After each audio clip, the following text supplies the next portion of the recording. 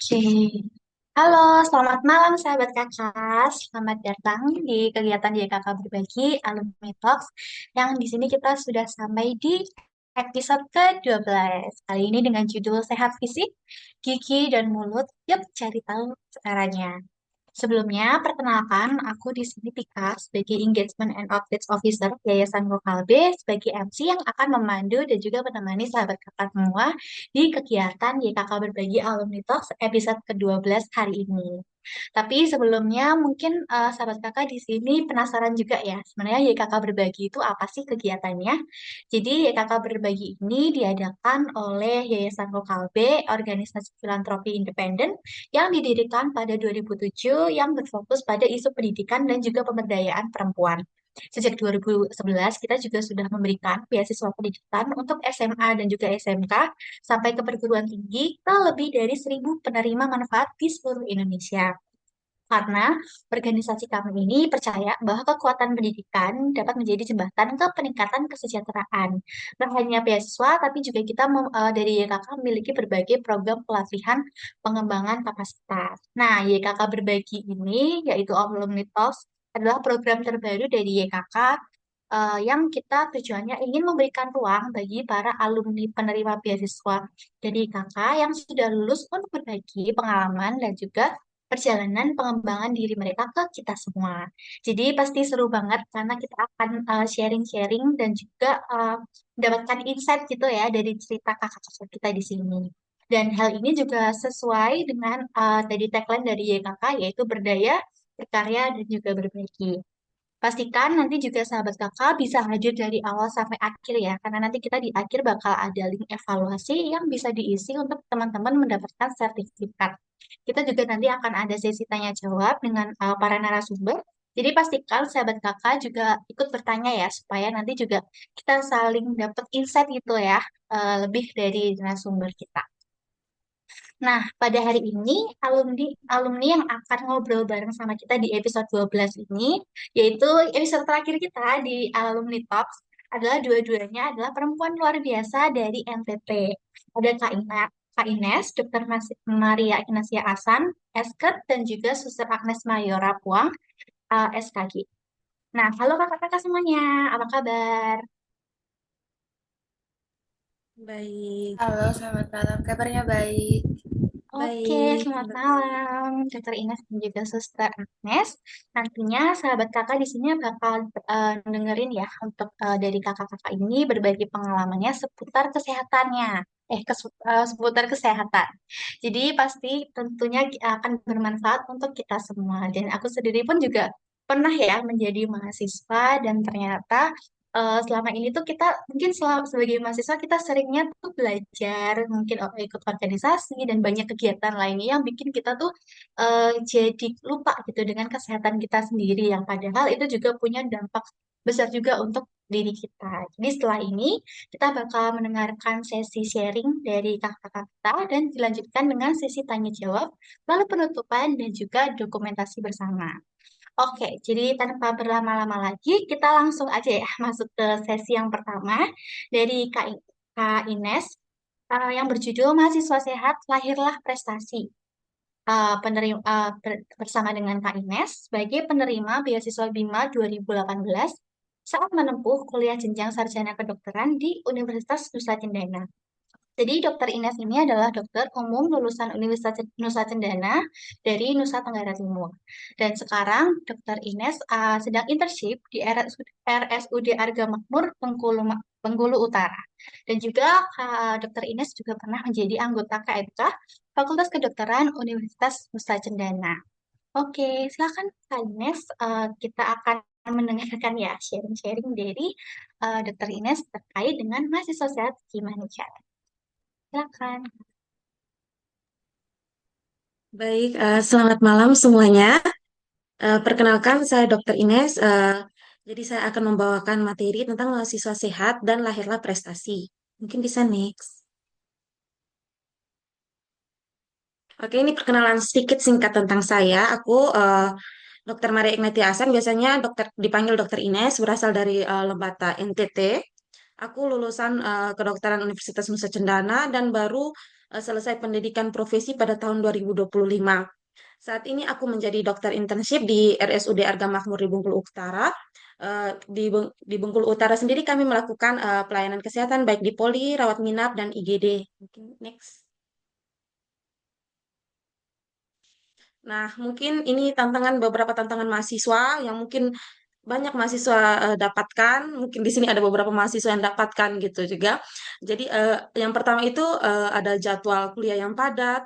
Nah, ini karena kita ini kan sebagai mahasiswa itu banyak sekali baik tugas dari universitas atau fakultas yang kita jalani saat ini. Terus ada mungkin kuliah jadwal untuk organisasi dan sebagainya yang padat sebagai seorang mahasiswa. Selanjutnya ada stres akademik, yaitu dari tugas-tugasnya yang kita jalani selama menjadi mahasiswa. Mahasiswa juga punya kurang tidur, pola makan yang buruk, kurang olahraga, dan ekspektasi keluarga dan tekanan sosial yang cukup tinggi kita sebagai mahasiswa. Mungkin dari beberapa yang mengikuti acara hari ini mungkin bisa sharing terkait mungkin pernah mengalami tantangan-tantangan saat menjadi mahasiswa yang mungkin sama seperti yang saya pernah alami. Mungkin ada gitu di sini yang bisa sharing.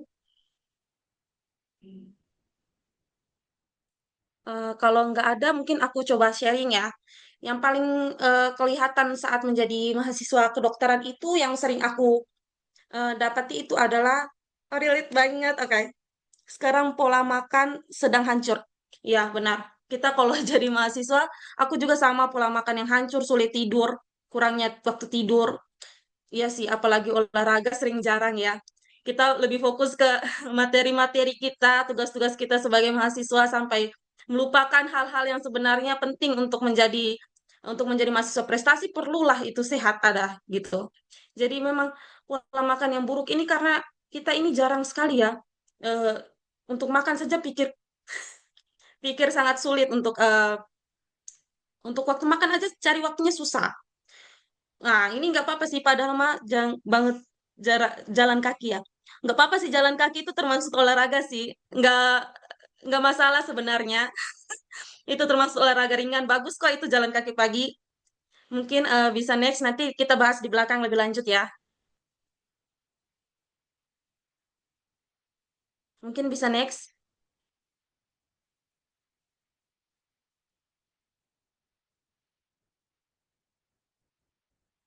Oke. Nah, ini kenapa pentingnya mahasiswa harus sehat. Yang pertama, kita bisa lebih fokus dan produktif dalam menjalani tugas-tugas kita sebagai mahasiswa. Yang berikutnya membuat keputusan yang lebih baik karena kalau kita sehat secara fisik, mental kita sehat juga, kita bisa buat keputusan yang lebih baik untuk sebagai mahasiswa karena kita sudah menjadi dewasa untuk menjadi mahasiswa. Selanjutnya meningkatkan daya tahan terhadap stresor. Nah, stresor yang baik dari luar, baik dari universitas, dari jadwal-jadwal kuliah yang padat, itu kita bisa meningkatkan daya tahan terhadap itu kalau kita sehat. Makanya, kalau kita sehat, maka bisa lahirlah prestasi. Mungkin bisa next. Ini dia beberapa tips menjaga kesehatan ya. Yang pertama itu pola tidur yang baik. Sebagai mahasiswa kita perlu melihat pola tidur karena pola tidur ini bisa membuat memori kita itu, memori otak kita menjadi lebih baik. Jadi pola tidur yang paling disarankan adalah 7 sampai 9 jam pada saat malam hari. Itu penting.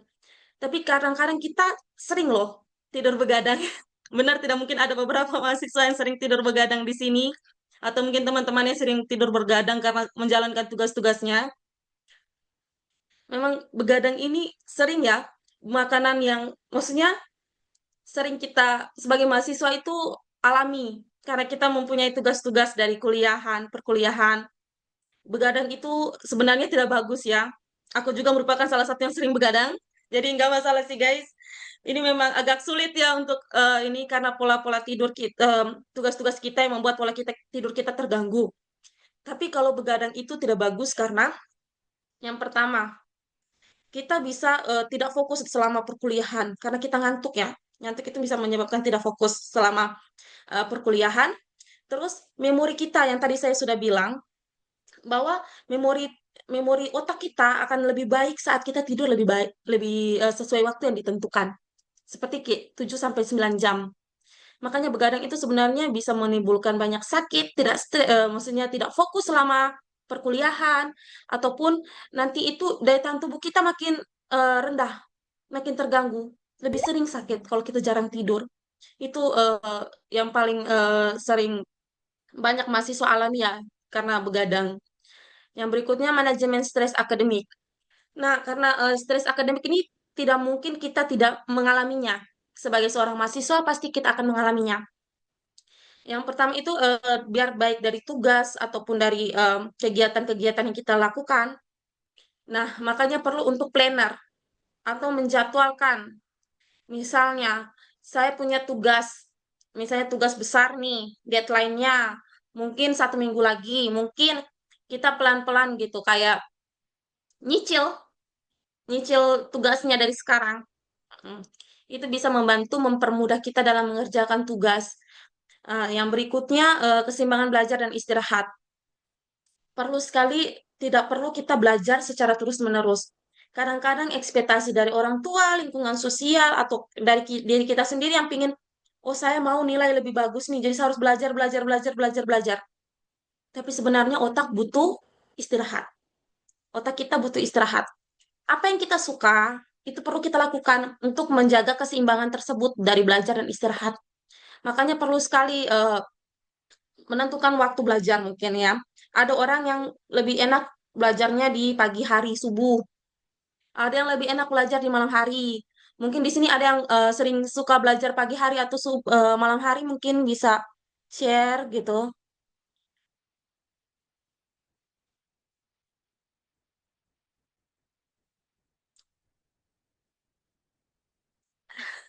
Oke, malam tapi nggak kuat lanjut pagi. Iya sih. Harus tetap ya kalau ngantuk tidur ya, jangan paksa loh. Jangan paksa untuk lanjutkan belajar di malam dan subuh. Oke. Bisa lah, itu karena memang kerja otak lebih bagus ya pada jam-jam seperti itu bagus lah untuk belajar. Karena siang kemungkinan kita capek, lebih banyak kegiatan di luar, makanya kita lebih sering belajar pada malam hari, subuh hari. Oke, banyak ya tim subuh di sini. Oke, lanjut. Jadi perlulah tugas untuk ya lanjut. Selanjutnya ini pentingnya olahraga ringan. Ada beberapa olahraga ringan yang bisa kita lakukan. Ya, ada beberapa olahraga yang sering kita lakukan. Mungkin ya, pagi bisa stretching morning stretching. Jadi breathing and stretch ini bisa dilakukan setiap pagi. Tapi mungkin ada beberapa orang yang jarang melakukan, tidak masalah juga. Bisa dilakukan dengan jalan kaki pagi hari. Tadi banyak loh, ada yang pernah jalan kaki pagi ya. Itu nggak apa-apa. Itu termasuk salah satu olahraga ringan. Bisa jalan kaki 10 sampai 20 menit, 30 menit itu bagus. Jadi olahraga ringan ini banyak ya, bukan hanya stretching, tapi juga bisa jalan pagi ataupun jogging pagi hari. Itu bisa. Dan hal ini dari olahraga sendiri ini dapat membuat fungsi kognitif lebih optimal. Fungsi fungsi kerja dari otak itu menjadi lebih optimal karena kita sering kayak bergerak gitu. Nah, bergerak ini yang membantu kerja dari otak gitu. Selanjutnya gizi seimbang. Ini penting sekali gizi seimbang. Tadi ada yang bilang kalau pola makannya kayak nggak bagus ya, sedang hancur.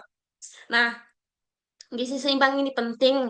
Yang pertama itu kita bisa lihat dari banyak sekali yang kalau di dokter-dokter sering sosialisasi ya tentang isi piringku, yaitu ada karbohidrat, protein, sayur-sayur, vitamin, dan mineral, dan sebagainya.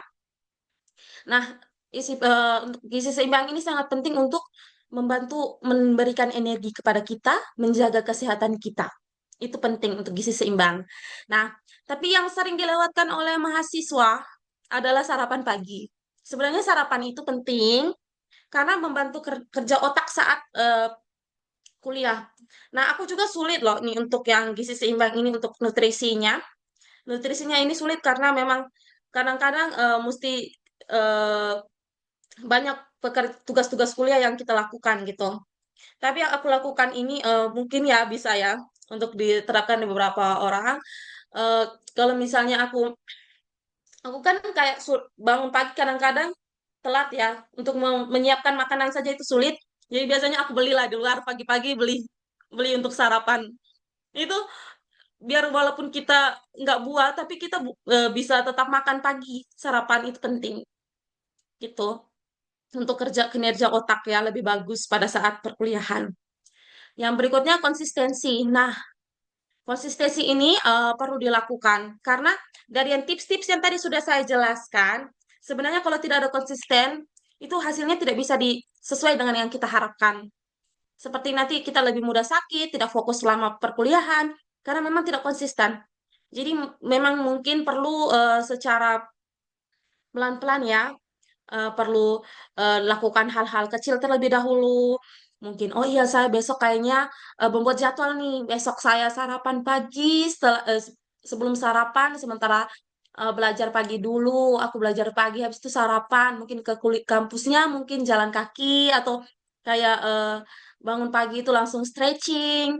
Jadi kayak gitu, membuat jadwal setiap hari. Mungkin agak sulit, tetapi itu perlu konsisten ya untuk menjadi mahasiswa yang sehat, untuk prestasi yang bagus perlu konsisten. Mungkin next.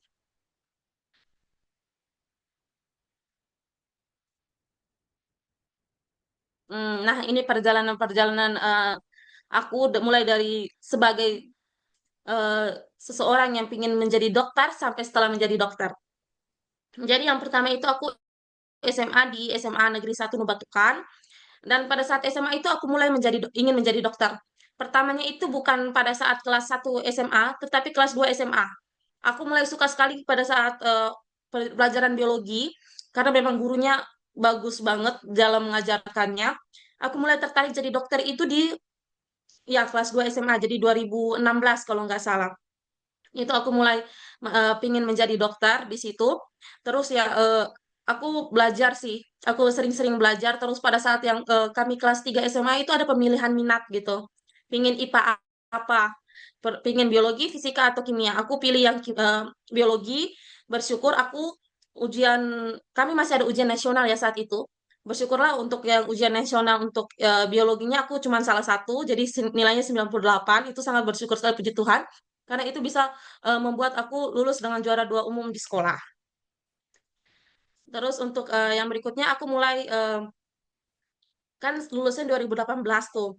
Aku langsung daftar kedokteran saat itu dan diterima di jalur yang SBMPTN yang ujian bersama, ujian tertulis. Nah, itu aku lulus di situ, diterima di Fakultas Kedokteran Universitas Nusa Cendana dan lulus di tahun 2022 September. Yang berikutnya aku masuk di profesi dokter ya. Aku masuk profesi dokter itu di tahun 2023, ingat sekali di 1 April 2023. Itu mulailah perjalanan koasku eh, selama 2 tahun 3 bulan. Memang banyak kendala di situ, tetapi yang bersyukurnya aku bisa lulus ya 2 tahun 3 bulan, nggak terlalu lama dalam pendidikan koasnya. Yang aku ingat itu memang aku pada saat koas itu banyak sekali yang sering sakit dan segala macamnya karena pola makanku nggak bagus, pola tidurku nggak bagus karena koas itu sumpah kita tidur mungkin eh dalam seminggu ya bisa tidur cuma 4-6 jam dalam seminggu, nggak tahu juga sih karena kita ada jaga ya, jaga malam. Jadi mulai pergi pagi hari, terus dilanjutin jaga malam, terus lanjutin lagi di poli itu sekitar, kalau kita jaga itu bisa sekitar 36 jam nonstop, nonstop di rumah sakit. Jadi memang agak sulit ya untuk menjaga kesehatanku saat itu, jadi banyaklah ngedrop ngedrop gitu. Tapi bersyukurlah aku bisa lulus di selama 2 tahun aja kelasnya. Terus aku lulus eh, pada tahun 2025 dengan lulus UKM PPD itu ujian nasional kedokteran, yaitu pada Mei 2025 dan disumpah dokter pada Juli 2025. Sekarang aku lagi intensif nih di Bengkulu Utara, tepatnya di RSUD Arga Makmur dari November 2025 sampai dengan November 2026. Jadi setahun aku nanti di Bengkulu. Next.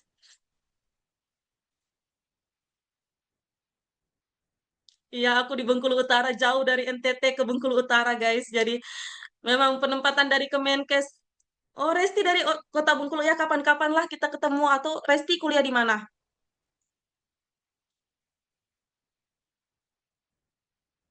Iya, terima kasih. Mungkin aku lanjut ya. Pengalaman di Universitas Bengkulu. Iyalah, kapan-kapan lah Resti nanti kita bertemu kalau bisalah kita bercerita-bercerita gitu. Nanti aku kalau datang ke Bengkulu. Selanjutnya pengalaman aku sebagai putri NTT yang sekolah di kedokteran. Pertama itu adaptasi lingkungan dan perkuliahan. Aku itu kuliahnya kan di Kupang. Aku asalnya dari Lembata, Lembata NTT. Jadi memang jauh dari keluarga, jauh dari orang tua. Jadi aku awalnya itu butuh beradaptasi dari lingkungan dan perkuliahan. Termaksud aku juga eh, pada saat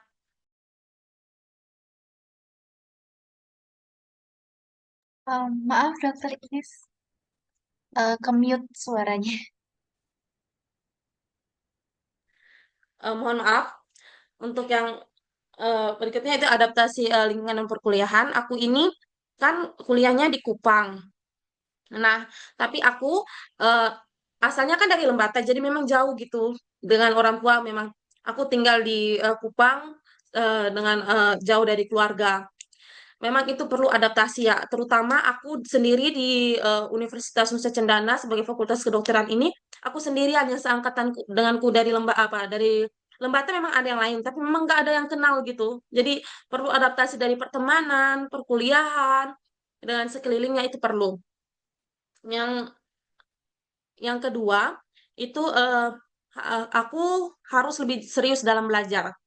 Karena kan pada saat perkuliahan itu, terutama kuliah kedokteran itu banyak sekali hafalan yang harus aku belajar, yang harus aku ingat untuk bisa lulus.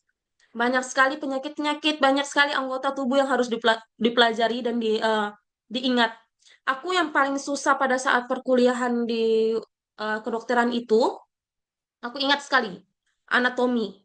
Aku perlu hafal anatomi itu sangat sulit. Aku butuh seminggu atau 2 minggu ya untuk hafal nyicil-nyicil. Karena itu menurutku sulit sekali untuk menghafal segala macam organ, otot-ototnya ada nama tersendiri-tersendiri. Jadi memang ribet lah itu yang pas anatomi. Terus yang berikutnya dapat manajemen waktu untuk istirahat dan dengan keluarga. Maksudnya aku istirahat itu misalnya kan aku kuliah 5 hari dalam seminggu kan. Jadi Sabtu itu aku waktuku untuk istirahat full. Aku nggak belajar pada hari Sabtu. Aku mau nonton, mau tidur, mau hangout bareng teman-teman itu pada saat hari Sabtu, hari Minggu juga. Dan aku selalu sekali setiap minggu itu selalu telepon orang tua. Sebenarnya orang tuaku itu sebagai motivator dan kekuatan aku untuk tetap berjalan di perkuliahan sebagai kedokteran ini. Walaupun sulit, mereka selalu menguatkan aku. Itu dengan keluarga. Yang berikutnya untuk pada saat aku profesi dokter atau sebagai koas, itu banyak sekali yang dapat dipelajari dalam mengatasi pasien ya. Yang pertama itu saat koas itu kita bisa tahu, oh pasien ini punya kesulitan, itu bisa mengganggu kesehatannya dia. Baik itu kesulitan dalam perjalanan ke rumah sakit, atau kesulitan dalam pendidikannya, atau kesulitan dalam berumah tangganya, itu bisa mempengaruhi seseorang menjadi sakit. Itu aku tahu pada saat menjadi koas atau menjadi dokter muda. Dan pada saat koas itu, aku sangat melihat bahwa, oh inilah perbedaan antara teori dengan eh, yang asli, yang kita lihat pada pasien. Karena setiap pasien itu beda-beda responnya, beda-beda gejalanya. Itu yang membuat kita agak sulit ya untuk menentukan diagnosisnya. Itu makanya penting tanya jawab, edukasi terhadap pasien. Edukasi ini sangat diperlukan karena di NTT sendiri banyak keluarga-keluarga orang-orang sebenarnya sudah dewasa, tetapi untuk mindsetnya mereka, untuk edukasinya mereka terhadap kesehatan itu masih rendah. Jadi perlulah dilakukan edukasi secara bertahap dan berulang kali sampai benar-benar mengerti. Seperti untuk perawatan luka atau kayak, oh iya anak saya jatuh nih, mendingan diluruskan aja ke dokter di dukun. Itu banyak loh. Jadi banyak sekali pasien-pasien yang datang kakinya sudah, wah kok gini? Karena memang mereka ke dukun lebih dulu. Atau banyak yang meninggal karena bersalin di luar rumah sakit. Maksudnya melahirkan di luar rumah sakit karena dibantu oleh dukun. itu banyak. Jadi memang perlu edukasi sih, baik itu edukasi saat di rumah sakit ataupun saat di masyarakat. Sering-sering dokter-dokter melakukan sosialisasi di luar itu penting untuk meningkatkan edukasi dari masyarakat sendiri terhadap kesehatannya dia. Jadi memang banyak sih yang dipelajari saat menjadi dokter umum. Mungkin next. Oh iya, sekian dari saya. Terima kasih. Wah, terima kasih banyak Kak Ines untuk pengalaman dokter gitu ya sebagai seorang pelajar nih dari NTT akhirnya juga sekarang jadi dokter internship di Bengkulu. Banyak banget tadi kita dengar pengalamannya dokter Ines apalagi selama menjadi mahasiswa ya yang prosesnya menjadi dokter itu sangat panjang bahkan juga sampai praktek di lapangan pun belajar lagi gitu ya karena beda juga dengan pengalaman di kelas. Itu juga tadi kita banyak dikasih tips-tips untuk jaga kesehatan sebagai mahasiswa yang kegiatannya banyak. Dan juga kita tadi juga lihat banyak ya dukungannya di kolom chat tadi. Semoga nanti juga sebagai untuk Dokter Ines semakin lancar untuk internshipnya. Dan ini juga jadi penyemangat juga ya untuk sahabat kakak menjalani perkuliahannya karena tadi juga udah banyak dikasih tips-tips kesehatannya supaya lancar-lancar kuliahnya. Oke, jangan lupa sahabat kakak, kita tetap stay ya, karena kita masih ada sesi menarik kali ini dan juga nanti bakal ada tanya jawab dan juga nanti bakal ada di akhir kita kasih link evaluasi supaya teman-teman bisa dapat sertifikat. Kalau tadi kita udah belajar tentang kesehatan fisik yang perlu dijaga, kita juga ada bagian kesehatan fisik lainnya, yaitu untuk jaga gigi dan juga kesehatan emosional. Jadi kita di sini akan ada narasumber yang menarik berikutnya, yaitu dengan judulnya Yuk Jaga Kesehatan Gigi dan Mulutmu bersama Suster Agnes Mayora Puang, yang merupakan seorang biarawati Katolik yang mendapatkan beasiswa dari Yayasan Lokal B pada saat menempuh jenjang sarjana kedokteran gigi. Jadi, Suster Agnes ini merupakan biarawati Katolik dari Kongregasi Suster Misionaris Pelayanan Roh Kudus di Maumere, Nusa Tenggara Timur. Sama-sama dari NTT nih, bareng sama Dokter Ines. Dan juga saat ini sedang menempuh pendidikan profesi atau koas dokter gigi di Institut Ilmu Kesehatan Baktiwiyata Kediri sebagai utusan dari kongregasi. Dan juga Suster Agnes ini memulai perjalanan biaranya sejak tahun 2016. Jadi kita saat ini momennya nih untuk mendengarkan pengalaman dari Suster Agnes selama kuliah dan juga tips-tips lainnya. Kepada Suster Agnes, dipersilakan. Baik, selamat malam untuk teman-teman semua. Perkenalkan saya Suster Agnes. Tadi saya berasal dari Maumere, Nusa Tenggara Timur, dan saat ini saya sedang menempuh pendidikan profesi kedokteran gigi di IIK Bakti Wiata Kediri. Baik, pada malam hari ini saya akan membagikan sedikit ilmu dan juga pengalaman yang saya alami ketika masa kuliah, terlebih yang berhubungan dengan kesehatan gigi dan mulut. Karena tadi sama Dokter Ines sudah dijelaskan tentang bagaimana menjaga kesehatan tubuh dan juga banyak tips-tips yang diberikan. Saya pun juga akan membagi tentang menjaga kesehatan gigi dan mulut, yaitu ketika kita senyum, kita tertawa, pasti yang terlihat adalah gigi kita. Dan itu bisa dibilang biasanya kalau senyum itu manis, senyum itu cantik, pasti giginya juga bersih dan sehat. Bisa di next. Nah, sedikit kilas balik perjalanan kuliah saya selama di S1. Puji Tuhan saya penerima beasiswa YKK dari tahun 2021 sampai 2025, bisa menyelesaikan pendidikan S1 dan diwisudakan bulan kemarin. Dan ini sekilas foto selama perjalanan kuliah di kedokteran gigi, jadi bukan hanya teori yang saya dapat, tetapi kami juga ada skill lab atau praktek, dan itu seperti yang saya tampilkan pada slide ini, membuat gigi tiruan, kemudian mencampur eh, bahan-bahan tambal gigi, itu pun kami lakukan dalam praktek karena dokter gigi bukan hanya teori tetapi skill. Jadi bisa dibilang kami 11-12 dengan anak yang jurusan kuliah teknik, karena alat-alat kami pun mirip-mirip seperti anak teknik. Dan ini saya bersama teman-teman saya waktu di S1 yang menempuh skill lab. Bisa di next.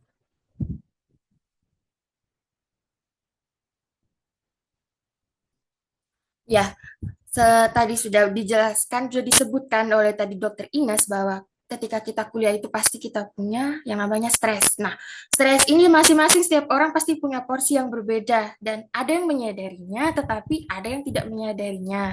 Dan untuk tata laksana dari stres ini ada yang sangat bisa mengatasinya tetapi ada yang pelan-pelan untuk mengatasi stres ini. Dan seperti kita tahu bahwa stres itu merupakan respon tubuh dan pikiran itu terhadap tekanan, terhadap suatu tuntutan atau situasi yang dianggap mengancam, menantang atau melebihi kemampuan seseorang untuk mengatasinya. Jadi tubuh kita ini sangat peka terhadap situasi-situasi yang kita alami, sehingga ketika kita mengalami suatu tekanan atau suatu tantangan itu pasti tubuh kita pun juga ikut bekerja, aliran darah kita dan juga sel-sel dalam tubuh kita. Bisa di next. Nah, dampak stres terhadap perilaku dan kebersihan gigi. Yang pertama, saya akan membagikan tentang terhadap perilaku. Nah, pertama, meningkatkan kebiasaan buruk. Nah, kebiasaan buruk di sini yang ingin saya bagikan kepada teman-teman menyangkut kesehatan gigi dan mulut, yaitu mengelopek bibir, kemudian menggigit bibir, ada juga kebiasaan menggigit kuku dan menjilat bibir. Dan yang paling sering terjadi itu, yang tanpa kita sadari itu ya adalah kebiasaan menjilat bibir. Nah, kebiasaan menjilat bibir ini tuh termasuk dalam bad habit, suatu kebiasaan buruk. Karena apa? Karena dapat menyebabkan bibir kita kering. Jadi, eh, tanpa sadar kita sering kayak kita rasa kering, kita jilat lagi bibir kita tuh, yang maksud kita tuh supaya bibir kita basah, tetapi itu sebenarnya malah menambah sensasi kering sensasi kering pada bibir kita. Kemudian ada burnout dan malas. Nah, kalau sudah mengalami hal ini, eh, kalau sudah stres, pasti kita akan burnout dan malas. Malas untuk melakukan sesuatu apapun, kemudian malas untuk merespon sesuatu apapun. Kita pasti kayak merasa, I have time, waktu untuk diri saya sendiri. Nah, kemudian ada perubahan emosi dan perilaku. Ketika sudah malas, sudah burnout, pasti ada perubahan emosi dan perilaku. Dan hal yang sederhana yaitu malas menyikat gigi. Nah, cenderung malas menyikat gigi ini terjadi ketika sebelum tidur. Kalau pagi sebelum ke kampus, pasti sikat gigi, pasti. Tapi kalau malam sebelum tidur, kalau sudah malas, sudah stres seharian dengan kegiatan-kegiatan di kampus, tuntutan, ujian yang mepet, pasti ada rasa malas untuk menuju ke kamar mandi dan ada rasa malas untuk membersihkan gigi kita. Bisa di next.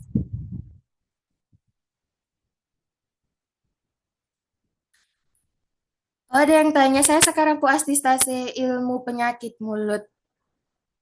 Nah, kemudian dampak stres terhadap kebersihan gigi. Yang pertama ada menurunkan kualitas kebersihan mulut. Di sini saya kasih ada debris, plak, dan karang gigi. Menurunkan kualitas kebersihan mulut karena kita ketika malam hari sebelum tidur, kita seharusnya itu menyikat gigi. Tetapi karena sudah lelah, capek, stres, pasti ingin segera tidur. Nah, sisa-sisa makanan yang kita makan pada malam itu, dia akan menempel pada gigi kita. Jika kita tidak dibersihkan, dia itu akan membentuk suatu plak. Nah, plak ini pun kalau kita tidak bersihkan pula, lama-kelamaan yang lebih dari 24 sampai 48 jam kita biarkan dari hari Senin sampai Minggu, setiap malam kita tidak membersihkan gigi kita, plak ini akan membentuk karang gigi yang ada dalam gusi kita, dan ada yang karang giginya tuh dia terlihat tetapi di bagian sisi dalam gigi. Kemudian ada perubahan fisiologi akibat stres. Nah, stres ini dapat menurunkan produksi saliva. Mengapa? Karena hormon stres itu bekerja. Ketika kita stres, hormon itu bekerja sehingga produksi kelenjar saliva kita itu terganggu. Jadi cenderung kita rasa haus.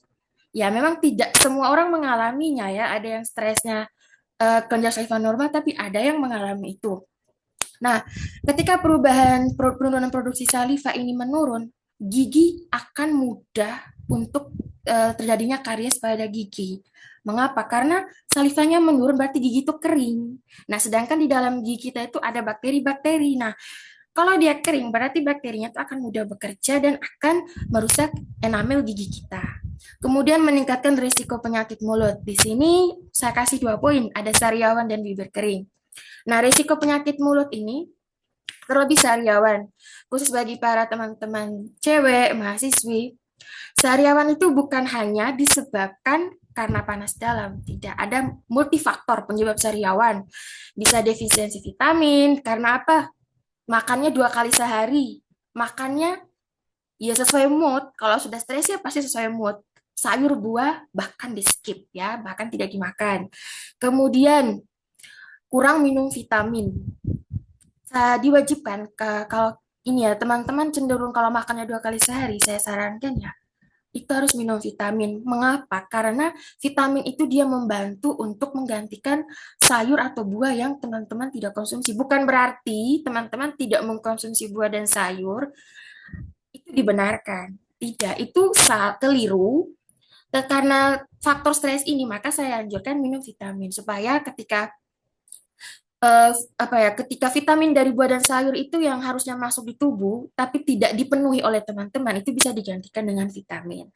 Eh, Kemudian sariawan ini juga bisa karena faktor stres, saking stresnya itu sampai makan tuh sampai kegigit lidah atau kegigit bibir. Nah, itu bisa menjadi sariawan. Nah, biasanya itu kalau 3 2 hari itu sudah sembuh. Tetapi mengapa lama sembuh? Karena itu salah satunya faktor stres, kemudian faktor hormon menstruasi, kemudian dan faktor kekurangan vitamin defisien dan juga kekurangan anemia, kekurangan darah. Bagi teman-teman yang sering begadang, tidur larut, itu harap diperhatikan. Sesibuk apapun kita, secapek apapun kita harus ingat jam tidur kita, karena tubuh kita bukan robot yang harus kita paksa. Kita manusia punya batasan untuk berpikir, batasan untuk melakukan sesuatu. Yang berikutnya ada mulut kering. Nah, mulut kering ini dia masuk penyakit mulut, tetapi ini memang tidak berbahaya. Tapi kalau tidak dirawat, tidak dijaga, itu dia bisa menjadi radang, bisa pecah-pecah, bisa luka. Nah, mulut keringnya tadi, dia timbul karena kurang minum air, kurang makan buah dan sayur, kemudian karena suka menjilat bibir. Jadi, kalau teman-teman rasa bibir kering, jangan sering menjilat. Karena permisi ya, air liur atau saliva kita itu bukan melembabkan, tapi dia menambah kering. Jadi disarankan menggunakan vaselin saja atau pelembab-pelembab bibir yang mungkin teman-teman cewek lebih paham ya tentang ini pelembab-pelembab bibir. Dan kalau teman cowok ya bisa menggunakan vaselin. Bisa di next.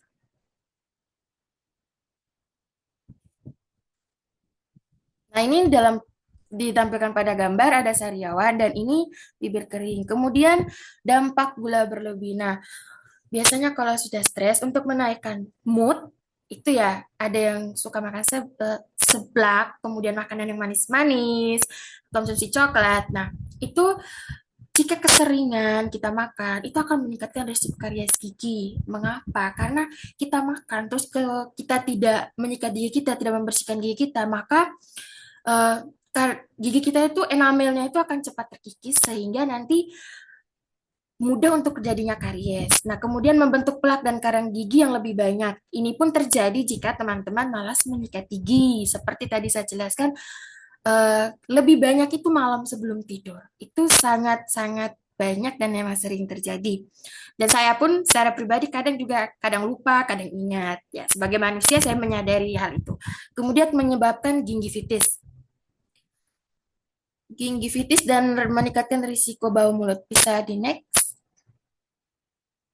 Nah, ini karies gigi. Nah, bagi teman-teman yang sudah mempunyai gigi berlubang, saya anjurkan untuk ke dokter gigi untuk ditambal. Mengapa? Kalau tidak dirawat, giginya nanti mahkotanya ini akan hilang sampai sisa akar. Nah, kalau sisa akar pun, itu pun saran saya pun harus dicabut karena tidak berfungsi lagi giginya. Kalau tidak dicabut malah bisa menyebabkan infeksi. Nah, kemudian ada plak dan karang gigi. Nah, ini yang kita sudah jelaskan, dia ini terjadi karena kita jarang menyikat gigi sehingga sisa makanan itu debris itu dia akan membentuk plak, plak yang selama lebih dari 24 sampai 48 jam yang tidak dibersihkan dia akan membentuk karang gigi dan ini gingivitis. Gingivitis ini dia peradangan pada gusi.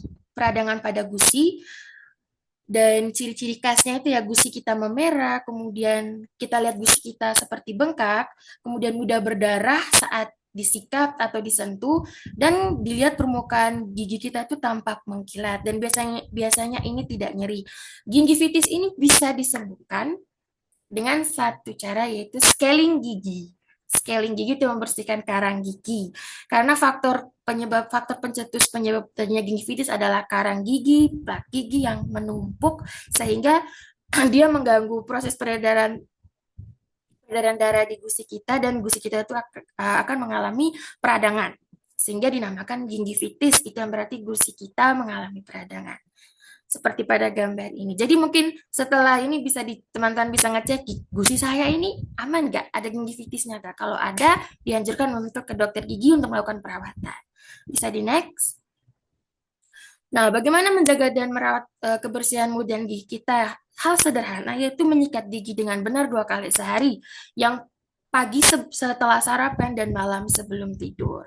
Kemudian membersihkan area yang tidak terjangkau sikat gigi dengan menggunakan dental floss. Nah, biasanya kita menyikat gigi itu bulu sikat gigi itu dia tidak bisa menjangkau ke dalam sela gigi yang paling sempit.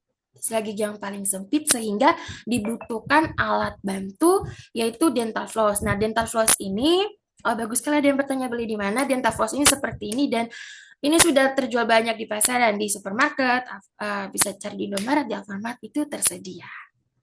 Bisa kembali ke next ke slide yang sebelumnya.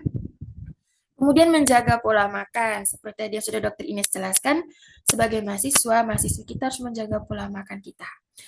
Biasanya stres itu ingin makan yang sesuai mood. Tapi kita juga hati-hati karena makan yang terlalu pedas, yang terlalu panas, itu juga berbahaya bagi kesehatan mulut dan kesehatan rongga mulut kita.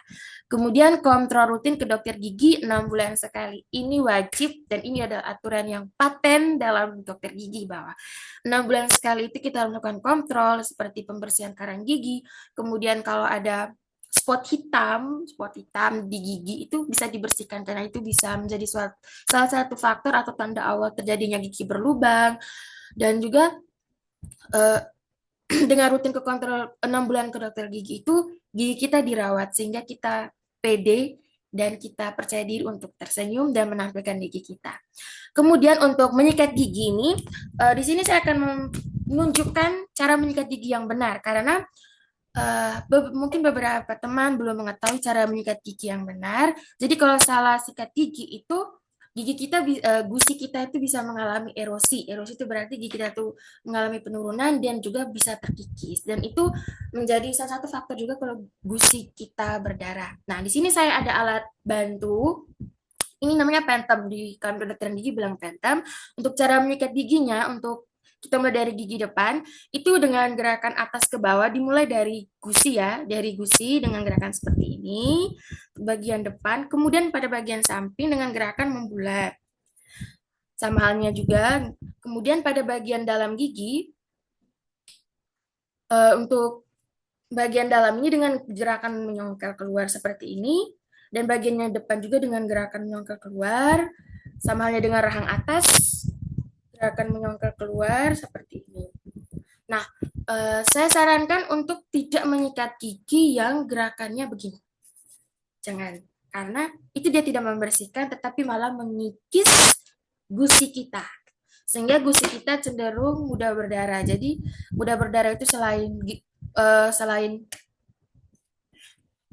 di Kediri panas teman Afries, jadi gak apa-apa kipas anginnya. Jadi, selain gingivitis, karena faktor sikat gigi juga itu mempengaruhi gusi kita itu mudah berdarah. Bisa ke slide berikutnya.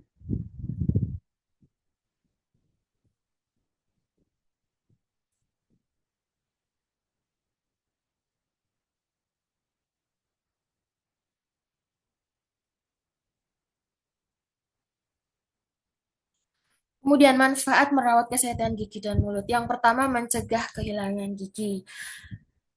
Belum terlambat, tetapi kita bisa mulai dari sekarang untuk menjaga gigi kita. Mencegah kehilangan gigi ini kalau gigi teman yang sudah berlubang, itu ditambal, jangan dipelihara. Karena kalau sampai sisa akar pun, pasti akan dicabut, karena itu tidak akan berfungsi kembali. Kemudian mengurangi resiko penyakit sistemik. Nah, ini teman-teman bisa bagikan kepada sesama saudara, atau ada om, tante, itu ketika yang punya penyakit sistemik seperti diabetes sama hipertensi, kalau gigi mereka berlubang, itu dianjurkan untuk ke dokter gigi. Mengapa? Karena ketika gigi berlubang itu bakteri bisa masuk ke dalam darah dan itu terlebih bagi mereka yang penderita hipertensi itu bisa mempengaruhi bakteri itu bisa sampai ke jantung dan itu akan memperparah kondisinya. Dan terlebih juga bagi yang penderita diabetes, karena penderita diabetes juga ini cenderung mudah infeksi, sehingga kalau ada rongga mulut yang bermasalah, bisa dianjurkan untuk ke dokter gigi.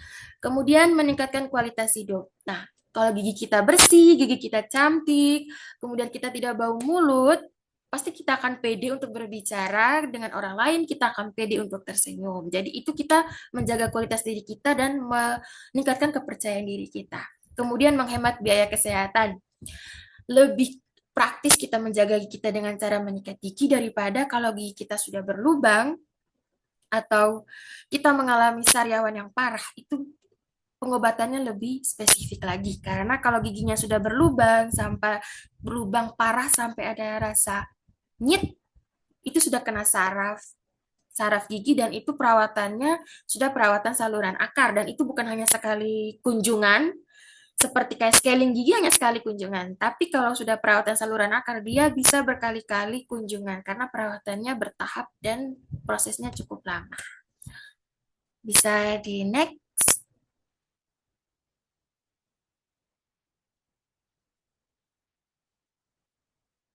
Nah, untuk kesimpulan yang bisa saya bagikan kepada teman-teman, untuk merawat kesehatan gigi dan mulut sejak dini, meskipun sekarang kita bukan lagi usia dini, tapi kita sudah dewasa, tapi tidak apa-apa, belum terlambat, itu merupakan bentuk investasi jangka panjang yang memberikan manfaat besar pada kualitas hidup kita.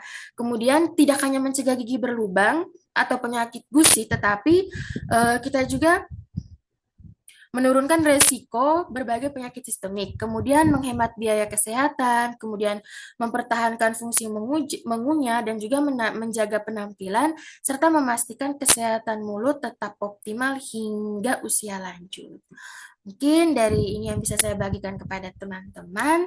Untuk kurangnya atau ada salah kata, saya mohon maaf. Terima kasih.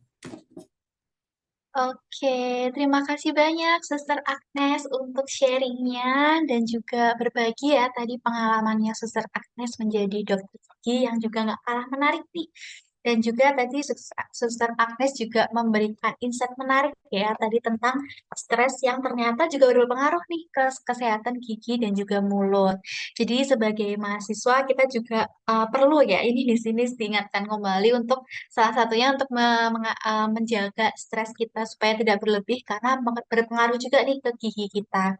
Dan juga semoga lancar Suster Agnes koasnya dan juga jangan lupa nih teman-teman untuk bisa menjaga kesehatan giginya karena tadi Suster Agnes juga udah memberikan banyak sekali ya edukasi dan juga tips-tips untuk menjaga giginya. Bahkan tadi juga udah ada sesi praktik untuk kita cara sikat gigi yang benar kayak gitu. Seru ya hari ini walaupun tadi kita materinya singkat-singkat gitu ya, sekitar 15 menit masing-masing narasumber, tapi kita dapat banyak sekali informasi dan juga wawasan baru yang bisa kita pelajari dan ingat selalu ya sahabat kakak. Nah, selanjutnya di sesi yang ditunggu-tunggu, kita akan masuk ke sesi tanya jawab. Jadi, karena ini saya lihat di kolomnya juga udah mulai ada beberapa pertanyaan ya sebenarnya. Jadi untuk sesi ini teman-teman yang mungkin mau bertanya secara langsung bisa nih untuk menggunakan fitur raise hand. Nanti kita pandu untuk giliran bertanyanya ya. Jadi sebelum apakah ada yang mau bertanya? Oke, ada yang mau langsung raise hand? Siapa tahu mau bertanya secara langsung ya ke Dokter Ines dan juga Suster Agnes. Oke, mungkin sebelum karena ini mungkin sahabat kakak juga di sini masih berpikir ya kira-kira mau tanya apa ya gitu. Ini aku mungkin akan bertanya terlebih dahulu nih ke kedua kakak-kakak kita ini. Jadi mungkin karena di sini juga kakak-kakak kan sama-sama ini ya berasal dari NTT dan juga sama-sama menerima beasiswa dari Yayasan Lokal B. Jadi mungkin aku ingin bertanya ke Dokter Ines dan juga Suster Agnes, kira-kira pengalaman yang paling berkesan nih selama menjadi penerima beasiswa dari Yayasan Lokal B apa nih kemarin? Mungkin boleh dari Dokter Ines terlebih dahulu. Baik, terima kasih atas kesempatannya. Jadi pengalaman yang paling berkesan ya sebagai penerima beasiswa sendiri di dalam beasiswa ini sangat banyak sekali acara-acara yang memberikan motivasi ya, terutama pada saat aku perkuliahan dari cerita-cerita alumni sebelum-sebelumnya yang di atas aku lumayan jauh, bagaimana motivasi mereka sampai menjadi seseorang yang punya sesuatu untuk daerah mereka ya. Itu sangat sangat merupakan pengalaman yang paling berkesan sih selama aku mendapat beasiswa di Yayasan KUKB. Yang itu sih kalau yang lainnya untuk memang aku sangat berterima kasih ya dapat beasiswa ini dari mulai awal perkuliahan ya, dari 2018 sampai 2025. Cukup lama. Jadi memang kesabaran dari yayasan dalam eh, kadang-kadang itu sering memberikan motivasi-motivasi ya, terutama pada seperti Ibu Neti yang selalu memberikan motivasi, Ibu Widya juga banyak sekali orang-orang dari yayasan yang membantu aku juga dalam perkuliahan ini. Jadi memang itu aja sih yang pengalaman yang berkesan selama aku menerima beasiswa ini. Oke, terima kasih Dokter Ines untuk sharingnya. Mungkin dari Suster Agnes gimana nih pengalaman selama menjadi penerima beasiswa Yayasan Vokal B? Baik, terima kasih untuk pengalaman yang saya alami. Saya merasa bersyukur dan berterima kasih karena boleh menjadi bagian dari keluarga YKK. Kemudian dari tim YKK sendiri sangat membantu saya dari 2021 sampai 2025, puji Tuhan, selesai tepat waktu dan saya belajar juga dari banyak alumni-alumni tadi seperti yang sudah Dokter Ines katakan tadi, karena setiap alumni itu punya cerita yang menarik, kemudian setiap cerita yang dibagikan itu suatu motivasi sehingga saya yang menempuh pendidikan di mana usia saya juga lumayan jarak jauh dengan teman-teman kuliah. Jadi itu suatu motivasi bagi saya karena eh, dengan usia yang lebih tua dari teman-teman itu bukan suatu hal yang membuat saya membuat saya minder untuk belajar lagi. Tetapi itu jadi suatu motivasi karena meskipun beda usia tetapi ilmu dari teman-teman saya tuh lebih banyak dan saya banyak belajar juga dari teman-teman kuliah dan juga dari para senior-senior saya, alumni-alumni yang sudah mendahului saya di Yayasan DKK ini. Terima kasih. Oke, mantap. Jadi banyak belajar ya dan juga eh apa banyak dari insight-insight para alumni dan juga dari ibu-ibu Neti juga tadi ya, dari Yayasan Vokal B juga. Gitu ya. Nah, ini kebetulan juga ada nih pertanyaan di kolom chat. Mungkin ini untuk Suster Agnes ya dari Kak Asna. Kira-kira bagaimana ya caranya tahu kalau gigi gigi kita perlu perawatan syaraf? Nah, tadi karena mention ya tentang perawatan saluran akar, jadi ada yang kepo nih tentang detailnya. Mungkin silakan Suster Agnes bisa dijawab. Baik, terima kasih untuk teman Asna, terima kasih untuk pertanyaannya.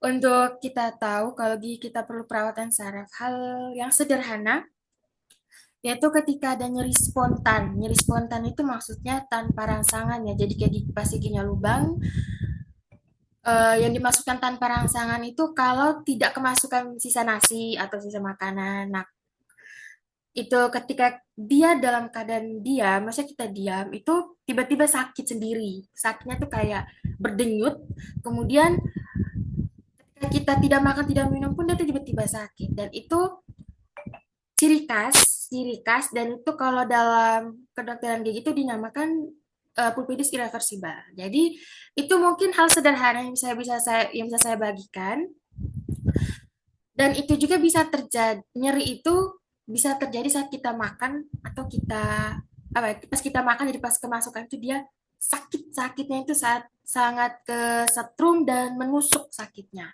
Jadi itu hal sederhana yang bisa saya bagikan kalau gigi kita perlu perawatan saluran akar ya, perawatan saluran akar. Mungkin sekian, terima kasih. Oke, terima kasih Suster Agnes. Jadi buat teman-teman yang mungkin nih ya giginya bukan habis makan atau apa tiba-tiba sakit, mungkin itu ada harus dicek ya syaraf giginya. Gitu. Ini ada pertanyaan lanjutan dari Kak Audi. Kalau untuk sariawan biasanya obat yang digunakan apa ya Suster? Waduh, ini kayaknya banyak ya dialami mahasiswa-mahasiswa ini. Silahkan Suster Agnes. Baik, kalau untuk sariawan obat yang bisa digunakan itu Oxyfresh yang gel. Itu dia di apotek ada Oxyfresh yang gel. Kemudian kalau sariawannya itu sariawannya kalau kegigit, kamu tergigit maksudnya kayak lagi makan sesuatu terus lidah kita tergigit atau bibir kita tergigit itu bisa menjadi sariawan itu dinamakan traumatic ulcer. Nah, kalau sariawannya tidak sembuh lebih dari 5 hari, itu khusus yang kalau kegigit ya, itu bisa menggunakan obat kenalog. Nah, tapi obat kenalog ini obat keras, jadi perlu ke dokter gigi dulu untuk bisa diresepkan. Jadi, selain Oxyfresh untuk sariawan juga bisa dibantu dengan pola makan, kemudian mengatur pola makan, kemudian minum air yang cukup, dan juga minum vitamin. Minum vitamin serta menjaga ini mengontrol stres karena kita oles obat tapi kalau stres kita tidak dikontrol, kita tidak bisa mengatur stres kita ya. Sariawannya pasti akan sering muncul kembali. Terima kasih untuk pertanyaannya, Audi. Siap, mantap. Terima kasih, Suster Agnes, untuk penjelasannya. Jadi itu ya untuk teman-teman ini yang tadi mengalami sariawan gitu ya. Udah ada beberapa opsinya obatnya. Oke, terima kasih Suster Agnes. Dan ini mungkin ada pertanyaan juga ya buat Dokter Ines. Ini tadi ada private chat gitu ya, mungkin malu-malu untuk nanya langsung ke chat. Jadi mungkin sebagai dokter ini kan kita tugasnya itu kan sebagai pengedukasi ya. Jadi setiap ada pasien atau ke masyarakat kita juga pasti akan menjelaskan banyak edukasi kesehatan. Kira-kira biasanya ada nggak Dokter Ines pengalaman-pengalaman yang kayak muncul ketika menyampaikan edukasi itu. Mungkin juga ke mahasiswa, mungkin pernah edukasi juga ada beberapa tantangan atau masalah ketika menyampaikan edukasi kesehatan terutama. Ini silakan Dokter Ines. Ya, terima kasih pertanyaannya. Untuk masalah edukasi kesehatan sendiri ini perlu eh, banyak dijelaskan dengan bahasa yang dimengerti oleh setiap orang, terutama bahasa awam. Makanya itu penting, tidak boleh memberikan penjelasan edukasi kepada pasien itu dengan bahasa-bahasa medis. Itu sangat tidak diperbolehkan. Karena bahasa medis itu bisa membuat stigma, kayak ada beberapa stigma penyakit dari kedokteran sendiri yang, oh langsung nih, oh ini penyakit berat nih aku. Kayak gitu. Ada beberapa, kayak seperti benjolan ya. Kita secara awamnya dibilang benjolan, tapi secara medis bisa dibilang tumor. Tetapi orang awam menganggap tumor adalah kanker. Jadi memang perlu dijelaskan gitu secara bahasa awam. Itu memang agak ribet. Kadang-kadang itu banyak beberapa kami sendiri pada saat perkuliahan dengan eh, sebagai seorang dokter muda koas itu yang sulitnya itu pada saat itu karena kadang-kadang kita sudah terlalu sering diberikan materi secara medis kan istilah medis. Jadi kadang-kadang sering sering keceplosan gitu saat edukasi ke pasien. Nah, itu perlu kita jelaskan lagi bahwa oh ini tidak dok, ini tidak dapat ibu bapak bahwa ini oh ini benjolan ini. Ini kita harus periksa terlebih dahulu untuk ganas atau tidaknya. Kayak gitu. Memang banyak sekali istilah-istilah medis yang sudah dianggap buruk oleh masyarakat. Nah, tanpa melakukan pemeriksaan lebih lanjut, jadi mereka sudah langsung stres terlebih dahulu. Terus ada lagi kesulitannya itu kayak pada saat yang datang, misalnya pasien satu saja yang datang nih, pasien yang sakit, tapi diantar banyak orang. Pertama tuh kita perlu edukasi dulu ke orang terdekatnya. Tapi kadang-kadang misalnya omnya, tantenya, bilang, ih penyakit apa nih dok kayak gini, gini, gini. Itu memang sangat-sangat kendala ya, kesulitannya di situ. Karena banyak sekali yang ingin mengetahui seseorang ini sakit apa. Karena mereka menganggap keluarga. Jadi memang perlu dijelaskan secara perlahan, terutama ada beberapa pasien itu ingin tidak mau penyakitnya itu diketahui. Nah, itu yang perlu penjelasan lebih dalam lagi ke keluarga, pendekatan bahwa memang dari pasien tidak mau memberitahu.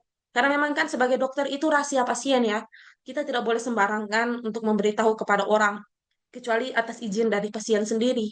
Gitu. Kecuali pasiennya memang masih anak-anak, memang perlu orang tuanya yang kita edukasi. Tetapi selagi dia sudah dewasa, sudah bisa mengambil keputusan sendiri, memang itu kita perlu minta konsen ke dia, meminta izin bahwa boleh nggak aku edukasi ini ke keluarga kamu kayak gitu.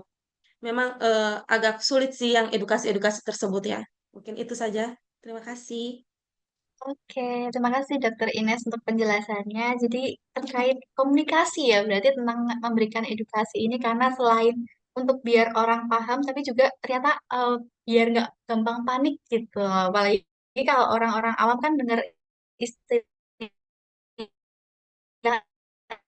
medis aja ya kayak ah penyakit apa maksudnya kayak gitu. Mungkin juga Suster Agnes juga sering mengalami ya sebagai edukator kesehatan juga pasti pasien-pasien kan untuk istilah-istilah medis tuh harus dijelaskan sedemikian rupa seperti itu. Ini tadi kebetulan ada pertanyaan follow up ternyata ketinggalan tadi. Kalau kandungan oxyfresh itu apa, Suster? Apakah cocok di semua orang? Mungkin boleh dijelaskan secara singkat, Suster. Silahkan. Ada yang kepo ternyata kayaknya mau beli untuk ini abis sariawan makan cimol. Baik, dari Ta Afries Ganteng. Walah, dari Afries Ganteng.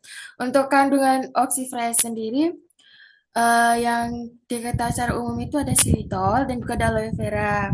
Nah, xylitol dengan aloe vera ini dia itu memberikan sensasi dingin dan juga melembabkan dan juga ada oxyfresh ini juga bisa sebagai obat antiinflamasi. Antiinflamasi itu untuk maksudnya untuk obat untuk kayak ada peradangan. Nah, itu bisa pakai. Maksudnya kayak ada luka gitu ya untuk bahasa awam yang luka.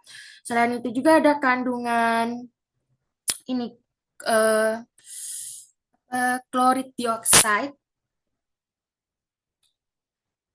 Klorid dioksida. Nah, klorid dioksida ini yang membantu dalam proses penyembuhan luka sariawan. Jadi, itu yang bisa saya bagikan kandungannya dan apakah dia cocok untuk semua orang itu ya selama ini cocok, tetapi kita perlu tanya lagi ke sebagai dokter gigi pun selama saya koas saya perlu tanya lagi ke pasien yang selama ini saya rawat.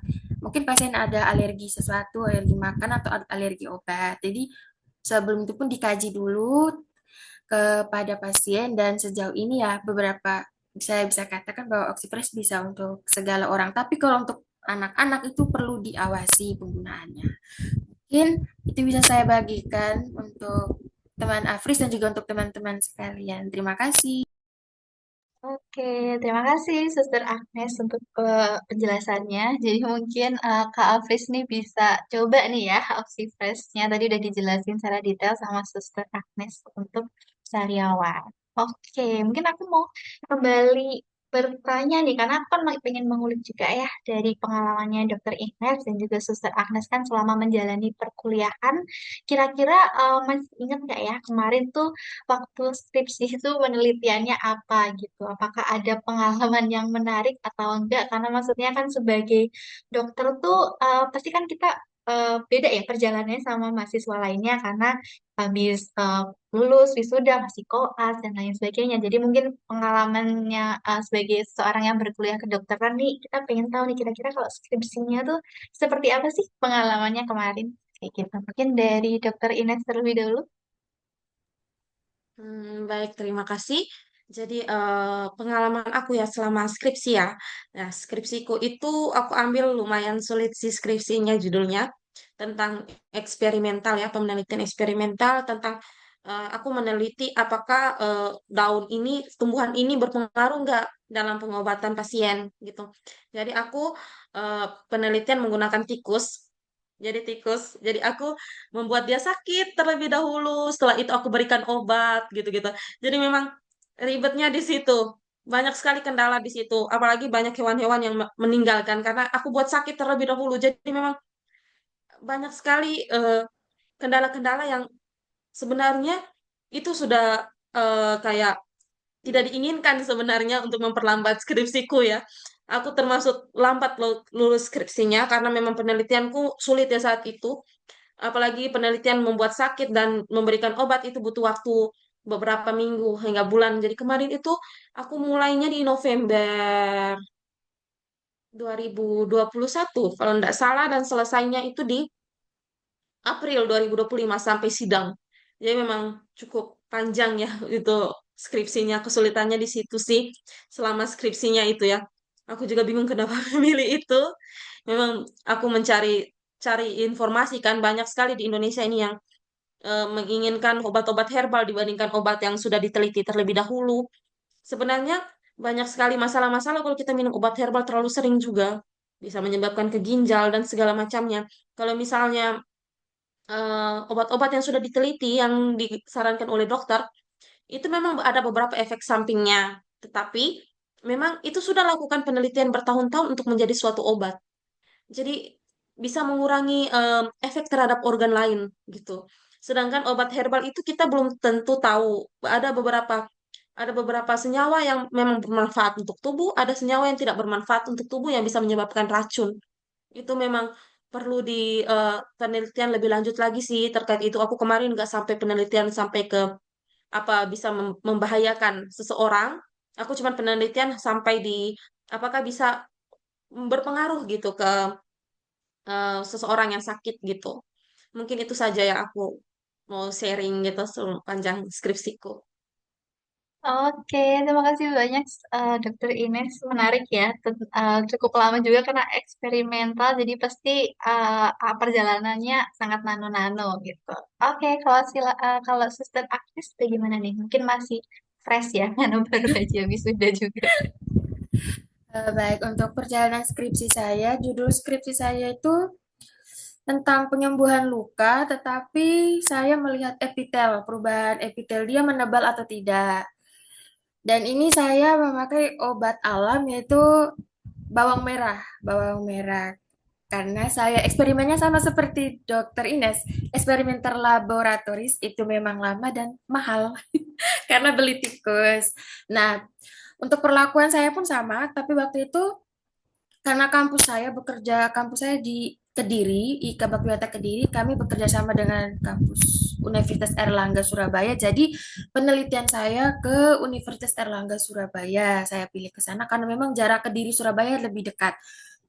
Jadi bisa pulang pergi. Kemudian saya harus mencari waktu itu tikus yang saya sediakan 40 ekor. Lalu saya melukai tikusnya, tetapi melukainya itu di dalam mulut karena ini arah skripsi saya itu penyembuhan luka yang bukan di kulit tubuh tapi di dalam rongga mulut ya. Jadi tikusnya dilukai, kemudian tikusnya itu dibagi jadi 3 kelompok dulu ya, 3 kelompok. Karena konsentrasi dari bawang merah ini saya harus yang dari bawang merah itu ada banyak jenis ya. Jadi saya pilih yang memang dari Indonesia itu dari daerah mana? Itu daerah Jawa Timur di sini. Itu pas saya dari daerah Jawa Timur dan itu bawangnya saya harus membuat sediaannya menjadi gel dengan konsentrasi yang berbeda. Waktu itu saya 50% 80%. Jadi tikusnya dibagi 3 kelompok ya. Dan itu memang lama, saya harus sering ke Surabaya, pulang pergi. Dan itu, tapi itu ada suatu hal baru untuk saya, karena itu menarik. Karena saya suka yang eksperimen gitu menarik, dan itu pun paten. Yang menurut saya itu hasilnya paten, tidak bisa diganggu gugat, dan belajar bagaimana membaca histopatologi. Saya selesai penelitiannya itu di bulan April sebelum Idul Fitri. Saya lama karena saya harus belajar histopatologi.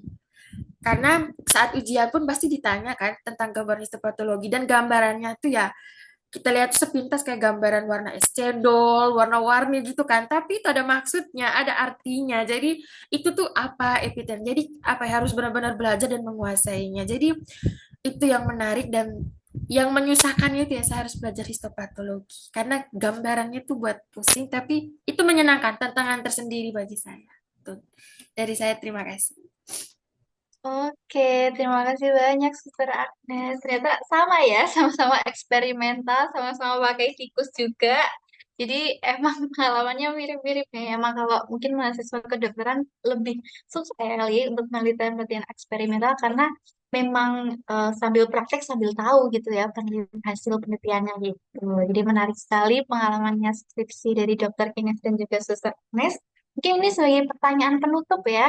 Ternyata banyak sekali yang konsultasi di kolom chat nih tentang gigi. Nanti mungkin kalau misalnya setelah ini ada yang mau konsultasi-konsultasi juga bisa kalian untuk menghubungi Dokter Ines dan juga Suster Agnes langsung nih.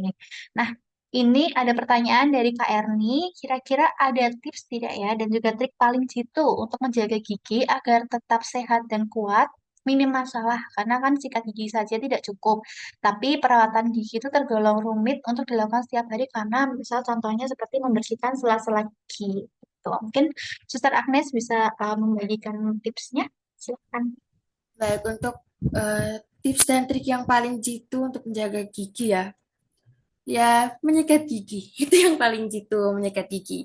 Karena kalau untuk perawatan gigi yang memang bagi yang belum terbiasa menggunakan dental floss itu terasa rumit ya, karena harus masuk keluar masuk keluar. Tapi itu sebenarnya sangat bermanfaat, membantu sekali. Dan kalau bisa menggunakan obat kumur juga, obat kumur bisa yang antiseptik atau non antiseptik seperti itu apa yang di produk pasaran itu juga banyak ya obat-obat kumur boleh digunakan. Kemudian selain itu juga membersihkan lidah, membersihkan. Jadi sikat gigi itu kita juga harus membersihkan lidah. Jadi ya minum air yang cukup serta makan makanan yang bergizi seimbang. Pola makannya diatur dan juga perbanyak makan sayur dan buah. Jadi kalau ada cara lain ya, saran saya menurut saya tidak ada. Yang paling jitu yaitu merawat gigi ya dengan cara menyikat gigi. Dan rutin 6 bulan ke dokter gigi. 6 bulan ya, bukan setiap bulan, 6 bulan. Gitu. Itu dari saya. Terima kasih. Oke, terima kasih banyak Suster Agnes. Semoga Kak Erni tadi udah mencatat ya tips-tipsnya dari Suster Agnes untuk jaga giginya paling gitu nih. Oke, sekali lagi terima kasih Dokter Ines dan juga Suster Agnes untuk sharingnya hari ini. Gimana nih sahabat kakak? Semoga semakin ini ya dapat banyak wawasan dari dokter-dokter lulusan Yayasan UKLB ini.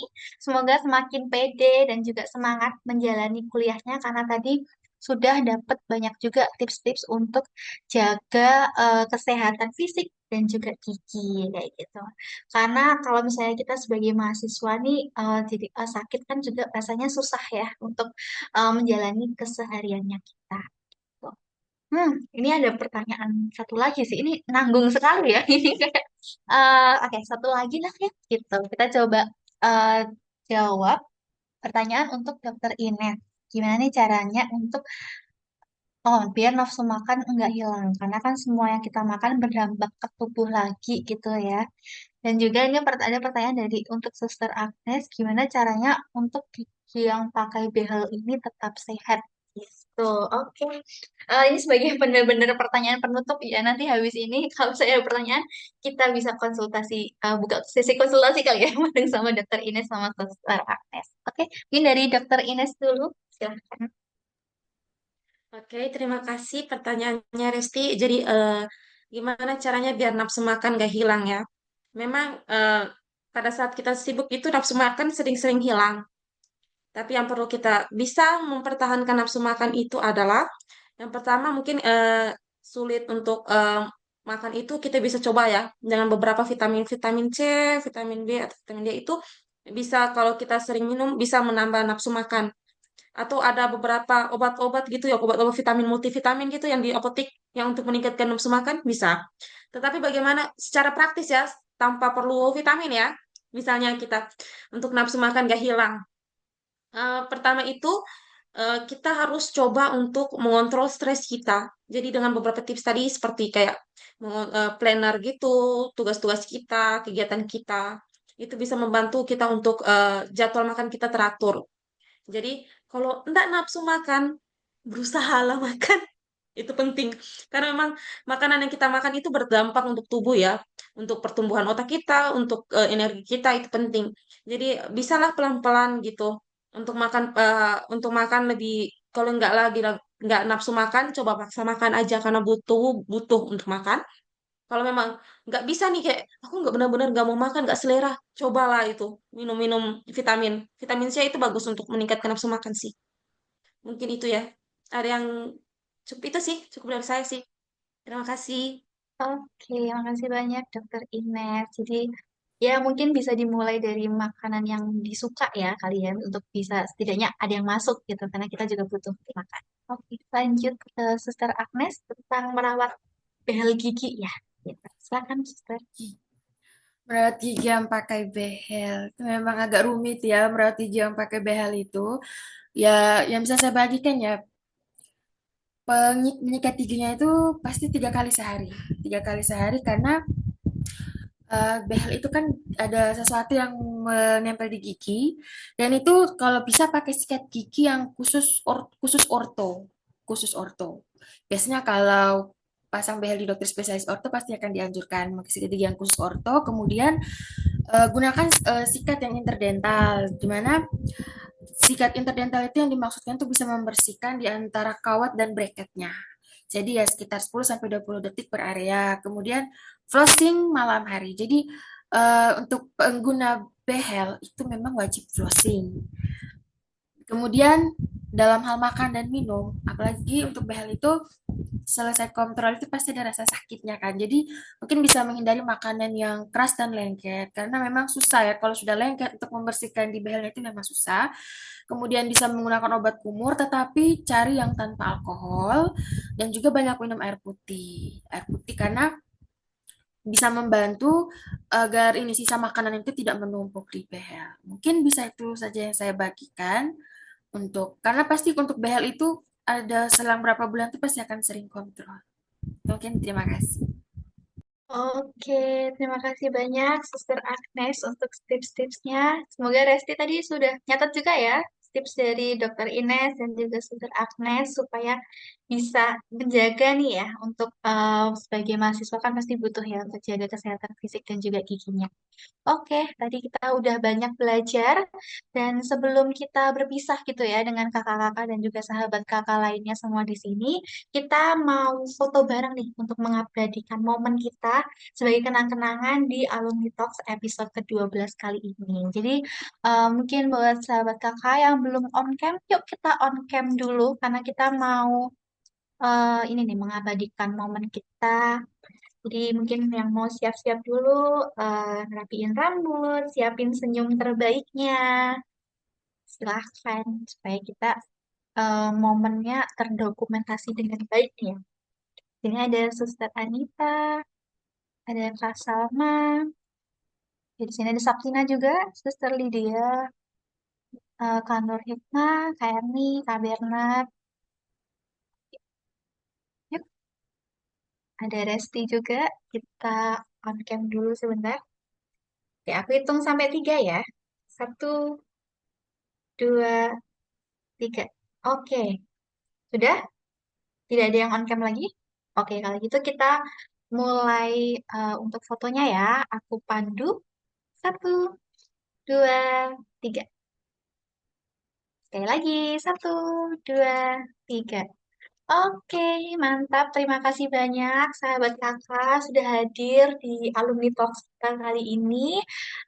Ini selanjutnya akan ada eh, link evaluasi ya sebagai bukti kehadirannya teman-teman di Alumni Talks kali ini. Jadi ketika teman-teman udah ngisi form ini, kita nanti akan dikirimkan e-sertifikatnya. Jadi pastikan bisa diisi langsung, bisa di screenshot, disimpan sebelum deadline di malam hari ini ya. Jadi bisa segera diisi. Sudah di-sharekan juga sama Kak Joanna di kolom chat. Nah, sebelumnya aku juga mengucapkan terima kasih banyak ke sahabat kakak yang udah setia ya mengikuti seluruh episode Alumni Talks dari episode 1 sampai 12 di tahun 2025 ini. Dan mungkin ada beberapa juga teman-teman yang ngikutin semua episodenya di sini. Iya, jadi semoga dapat banyak insight dan juga pengetahuan ya dari para alumni dari Yayasan Kokalbe. Dan nanti juga untuk teman-teman yang eh, kangen gitu ya dengan Alumni Talks, bisa banget untuk mampir ke YouTube dari Yayasan Kokalbe Foundation ya. Nanti di sana akan ada berbagai episode-episode dari Alumni Talks lainnya. Dan karena ini sudah episode 12, kebetulan ini sudah terakhir ya episode kita. Nanti kita akan ketemu lagi di tahun depan dengan berbagai episode-episode dari Alumni Talks baru lainnya bareng sama alumni-alumni keren dari Yayasan Kokalbe. Dan juga informasi terakhir, mungkin di sini ada teman-teman yang dari publik gitu ya, dari luar mungkin bisa follow ya, Yayasan Kokalbe di media sosial kita untuk dapat informasi lanjut tentang rangkaian alumni talks, kegiatan lainnya, informasi beasiswa dan lain sebagainya. Jadi silakan bisa di follow dan juga mungkin mampir ke website lainnya. Dan terima sekali lagi buat sahabat kakak semuanya untuk kehadiran dan juga antusiasmenya dalam alumni talks kita kali ini. Tadi juga udah banyak yang tanya-tanya dan konsultasi, seru banget. Dan sekali lagi juga terima kasih ke Dokter Ines dan juga Suster Agnes untuk sharingnya dan juga sudah membersamai acara kita hari ini sampai akhir. Akhir kata, selamat malam dan sampai jumpa di alumni talks berikutnya. Thank you all. Terima kasih Terima kakak-kakak. kasih. Terima kasih. Terima kasih. Semangat untuk kuliahnya semuanya.